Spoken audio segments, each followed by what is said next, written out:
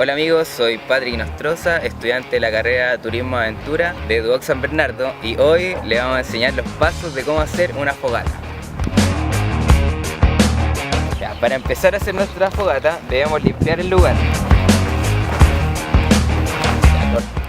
Ahora les vamos a enseñar los pasos de cómo se debe hacer una fogata. Para partir, lo primero, debemos buscar siempre leña seca, que esté lo más seca posible. Debemos buscar yesca, que es la que tenemos acá, palos más o menos grandes, palos medianos y ramitas que están acá, lo más seca posible, como dijimos anteriormente. Ahora vamos a hacer un tipo de fogata que a mi parecer es la que más sirve, que es el tipo casita, que se le dice. Y ahora vamos a formar un tipo como casa, que se llama, hacia arriba.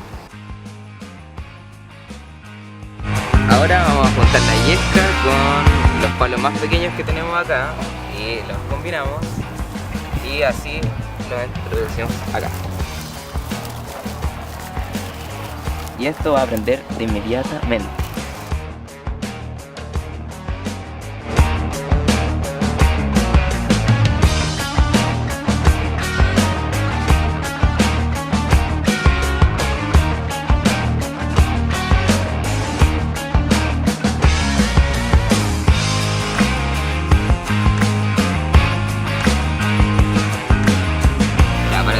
Ahora nos damos cuenta que es muy fácil hacer una fogata con nuestros distintos pasos, y me gustaría que lo intentaran en sus casas y en algún viaje o terreno que puedan hacer ustedes personalmente.